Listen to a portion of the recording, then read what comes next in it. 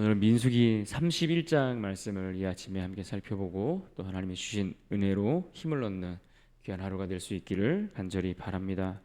민수기 31장을 우리가 오늘 살펴보게 되는데요. 지금 가나안 땅을 정복하기 위해 이제 정말 코앞에 눈앞에까지 이스라엘이 다가왔습니다.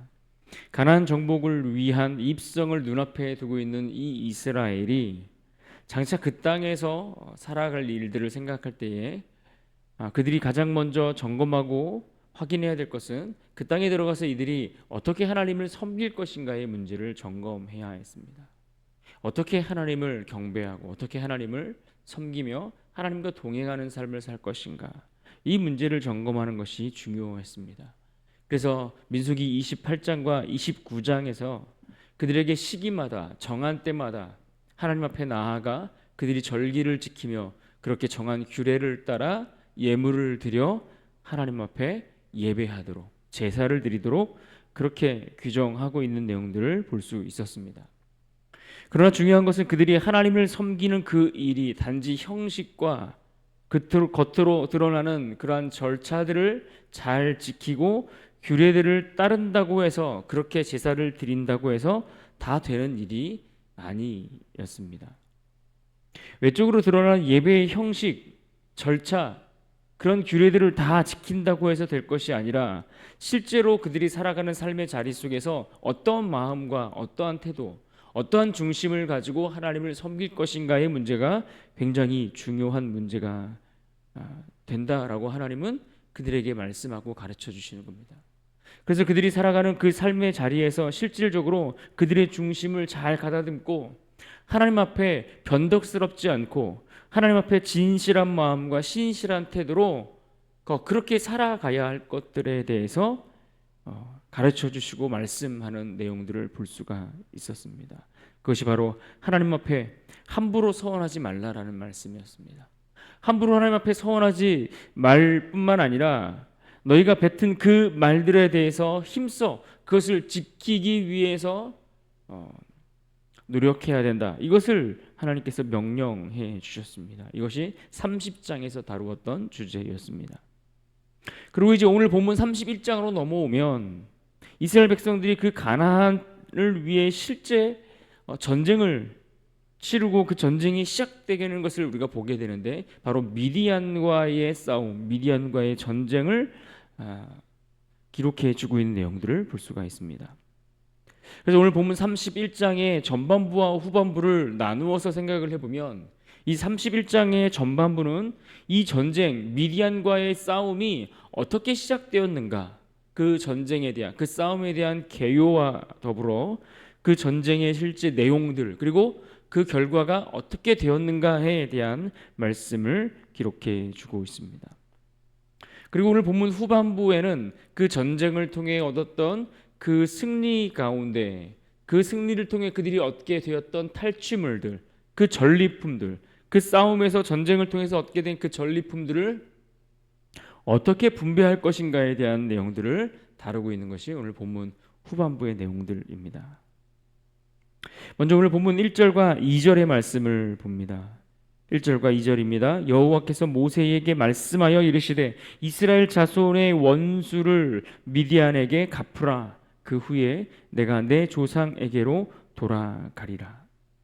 오늘 1절과 2절에 시작하는 내용들을 보면 오늘 기록되어 있는 이 싸움, 미디안과의 이 싸움이 모세에게 주어진 마지막 하나님의 명령이었다라는 것을 우리가 알 수 있습니다. 그래서 지금 하나님이 모세에게 명령하신 것처럼, 말씀하신 것처럼 모세는 이 명령을 따라 주어진 그 전쟁을 마치고 나면 이제 그 모세는 그들의 조상에게로 돌아가게 될 것이다. 하나님 품에 올라가게 될 것이다. 세상을 떠날 것이다 라는 것을 말씀해 주고 계시는 것입니다.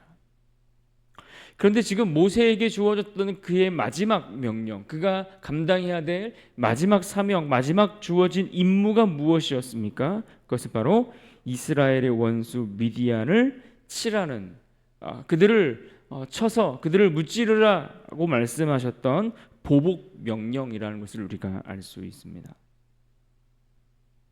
우리는 앞에서 살펴보았던 민수기 25장의 내용을 기억합니다. 이 25장에는 이스라엘이 시딤이라는 곳에 머물러 있으면서 그곳에서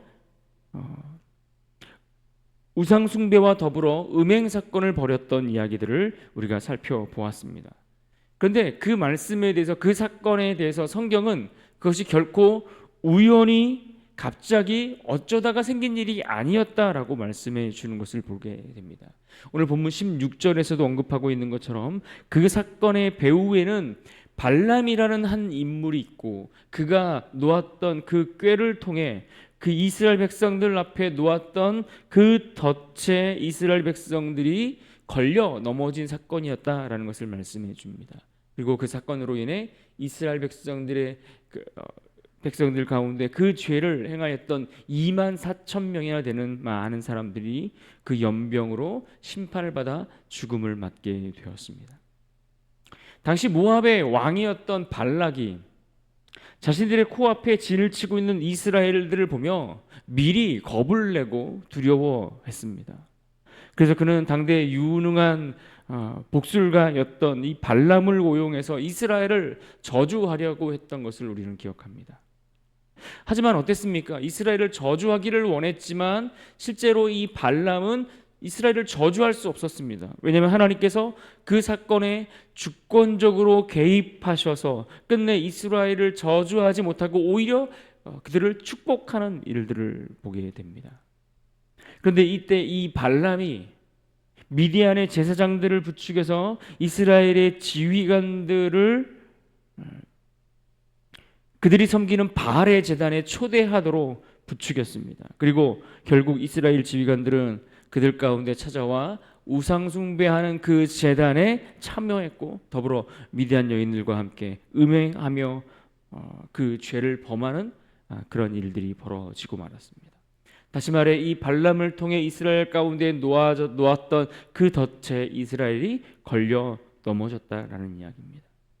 그런데 하나님은 이 사건을 다시 언급하시면서 그때 있었던 그 사건들을 통해 다시 말해 하나님의 백성을 의도적으로 범죄케 했던 그 민족에 대하여 그냥 넘어가지 아니하시고 그들을 진멸할 것에 대해서 명령하고 계시는 것을 봅니다.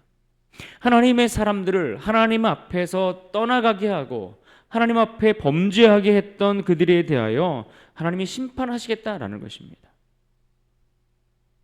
이스라엘을 애굽에서부터 이끌고 지휘하며 지난 40년간 우여곡절 끝에 약속의 땅 가나안 문턱 앞에 서 있는 모세의 모습을 생각해 보십시오. 그 모세는 지금 마지막으로 하나님이 주신 이 명령을 따라 무엇을 하려고 하는 겁니까? 미디안 백성, 미디안 족속을 칠 것을, 그들의 원수를 갚아 그들에게 보복할 것을 하나님 명령하셨고, 그 명령을 백성들에게 전달하고 있는 모습을 봅니다. 3절 말씀을 보십시오. 모세가 백성에게 말하여 이르되 너와 함께 있는 사람들 가운데서 전쟁에 나갈 만한 사람들을 무장시키고 미디안을 치러 보내어 여호와의 원수를 갚되. 지금 모세가 그 40년을 지내오면서 이제 마지막으로 하나님 앞에 수행하려고 하는 그 명령이 어떤 것입니까?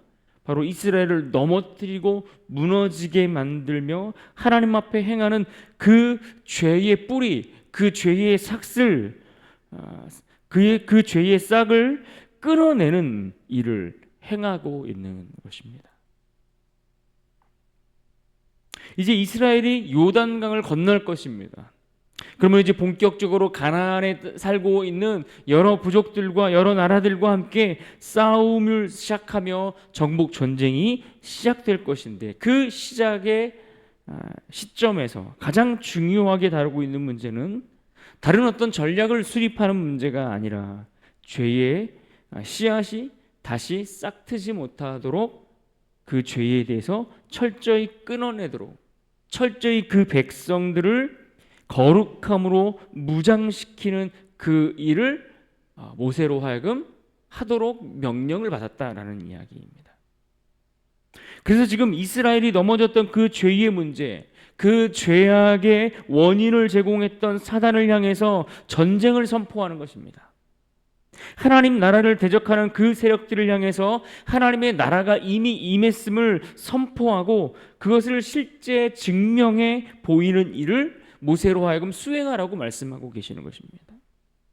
여러분, 그렇습니다. 우리의 삶의 승리와 성공을 위한 가장 중요한 일은 어떻게 우리가 하나님 앞에 거룩함으로 무장할 것인가. 이 세상 가운데 그 죄악 가운데 노출되어 있는 우리를 어떻게 그 죄악으로부터 단절시키고 우리 안에 꿈틀대는 그 죄의 뿌리와 그 씨앗을 뽑아낼 것인가. 어떻게 우리를 넘어뜨리는 그 죄에 대해서 우리가 단호히 거절하고 우리의 삶의 방향을 하나님께 순종이라는 코드에 맞추어 갈 것인가. 이것이 가장 중요한 일이라는 것입니다. 이 땅에서 우리가 세상과 더불어 살아가는 이곳에서 승리하고 하나님 나라의 백성들로 그 승리의 기쁨을 맛보기 위해서 우리가 취해야 될 유일한 비결, 그것은 바로 하나님이 요구하시는 그 명령을 따라 죄의 그 뿌리를 뽑아내고 그 죄로부터 철저히 단절시키는 문제라는 것입니다. 이것을 지금 모세에게 말씀하셨고 이것을 승리의 유일한 비결로 그들에게 명령하고 요구하시는 것을 보게 됩니다. 하지만 이스라엘은 어떻습니까? 이스라엘은 지금 그 죄에 대해 완전히 결별을 선언해야 했는데 그 일에 있어서 그들은 제대로 완전히 그 죄에 대한 결별을 선언하지 못하고 애매한 상태로 돌아오는 모습을 오늘 말씀 속에서 보게 됩니다. 모세가 하나님의 명령을 받은 대로 명령을 따라 각 지파마다 1000명씩 선발해서 12지파니까 12,000명이 선발되어 그 싸움의 전쟁 가운데 나가게 되었습니다. 미디안과 전쟁을 치르면서 미디안의 모든 남자를 다 죽였다고 했습니다.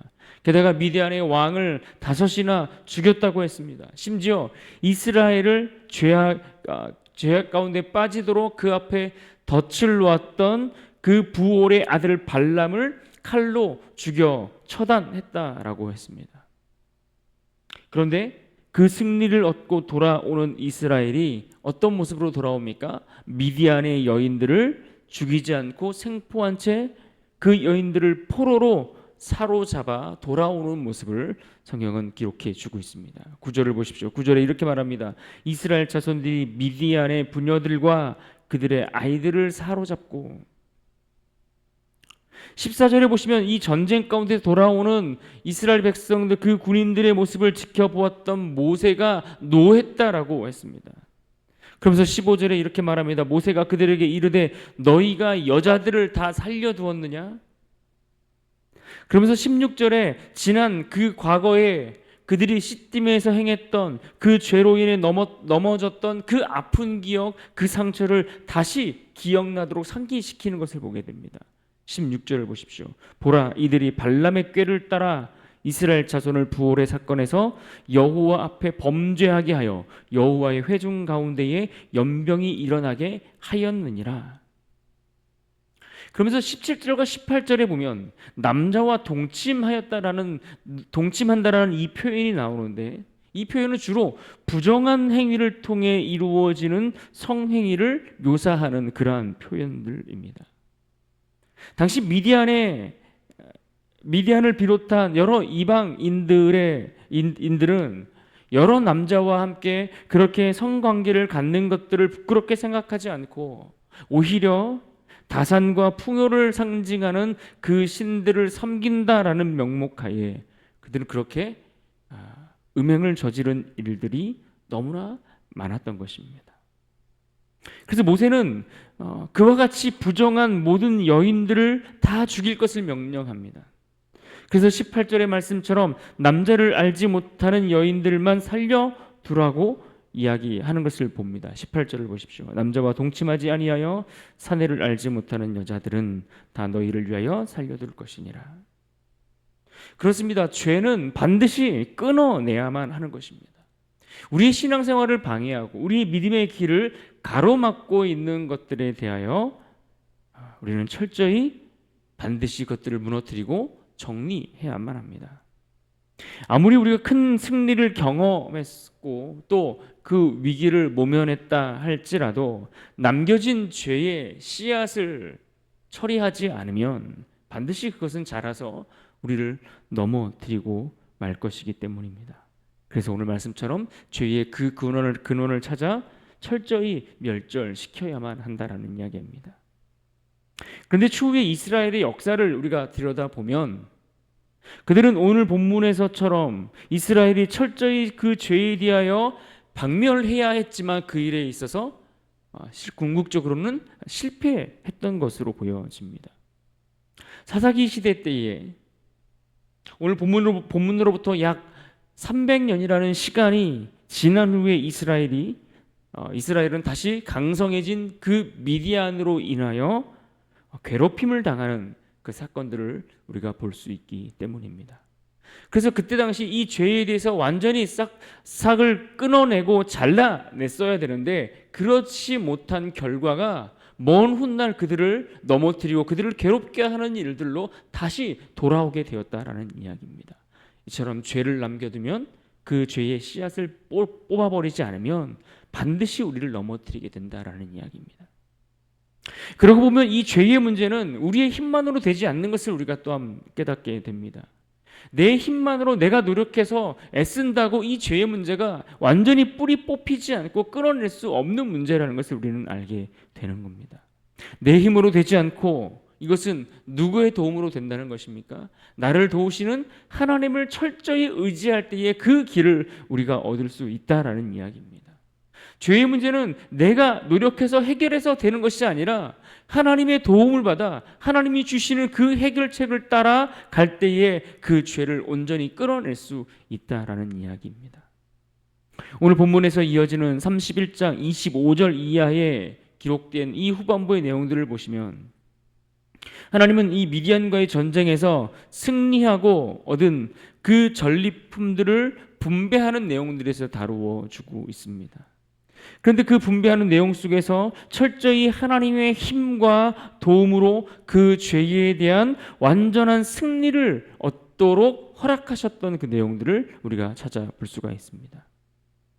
하나님은 너무나 부족한 이스라엘이지만 그 부족한 이스라엘로 하여금 그 싸움에서 누가 봐도 분명하고 확실한 승리를 얻도록 그것을 허락해 주셨던 것을 보게 됩니다. 그러고 보면 죄는 내 힘으로 해결되는 것이 아니라 거룩한 하나님의 능력을 의지할 때에만 해결된다라는 것을 알게 되는 겁니다. 내 힘으로 되지 않고 하나님이 해결책으로 우리에게 주신 주님의 그 보혈을 의지할 때에만 그것으로만 씻어낼 수 있다라는 이야기입니다. 그래서 언제나 하나님의 은총은 우리의 순종보다 하나님이 우리에게 베푸시는 은혜는 내 수고와 내 노력보다 내 헌신보다 더 크게 넘쳐 흐르는 것을 우리는 볼 수가 있는 것입니다. 내 죄까지도 씻어주시는 은혜가 하나님이 우리 가운데 허락하시고 부어주신다는 이야기입니다. 그래서 내 삶에 행하신 일들을 둘러보면 언제나 내가 노력한 것보다 내가 애쓴 것보다 하나님의 은혜가 훨씬 크다라는 것을 우리는 깨닫고 그것을 고백하지 않을 수 없습니다. 오늘 본문 31장 48절에 보면 전쟁에 참여했던 지휘관들이 모세에게 나아가는 모습을 봅니다. 군대의 지휘관들 곧 천부장과 백부장들이 모세에게 나아와서 이 전쟁에 군사들을 지휘했던 천부장들, 백부장들 이들이 모세에게 나아가서 어떠한 보고를 하고 있습니까? 49절을 보십시오. 모세에게 말하되 당신의 종들이 이끈 군인을 계수한즉 우리 중 한 사람도 충나지 아니하였기로.